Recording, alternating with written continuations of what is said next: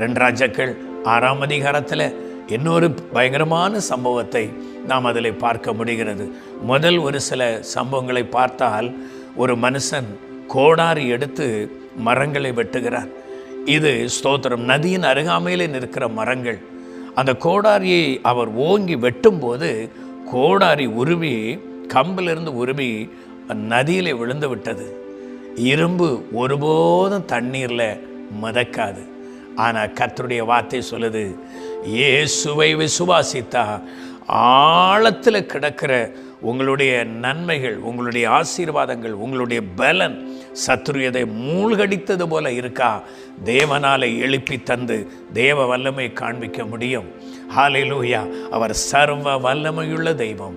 அவராலே செய்யக்கூடாத காரியம் ஒன்றுமே இல்லை.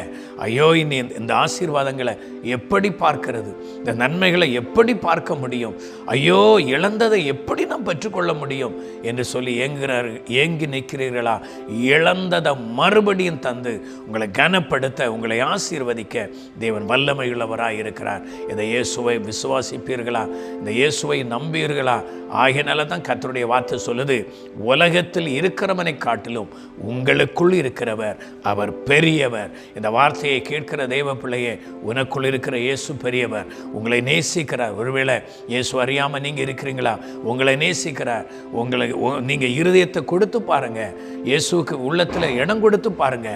உங்கள் உள்ளத்தில் வந்த இயேசு இன்றைக்கும் ஜீவனுள்ளவர். அவர் உங்களை கைவிடவே மாட்டார். பெரியவர் என்பதை அவர் உங்களுக்கு காண்பிப்பார். எப்படிப்பட்ட நெருக்கமாக இருந்தாலும் சரி, எப்படிப்பட்ட போராட்டமாக இருந்தாலும் சரி, அவை எல்லாவற்றிலிருந்து விடுதலையாக்கி உங்களை ஆசீர்வதிக்க கர்த்தர் வல்லமையுள்ள தேவனாக இருக்கிறார். இப்படி வேதாகமத்தில் நிறைய காரியங்கள், நிறைய சம்பவங்கள் அடங்கி இருக்கிறது. தேவ ஜனமே, நம்முடைய தேவன், நாம் ஆராதனை செய்கிற தேவன் பெரியவராக இருக்கிறார். ஃபுல் வீடியோவை பார்க்க ஹேண்டில் கீழே இருக்கிற ப்ளே பட்டனை கிளிக் பண்ணுங்கள்.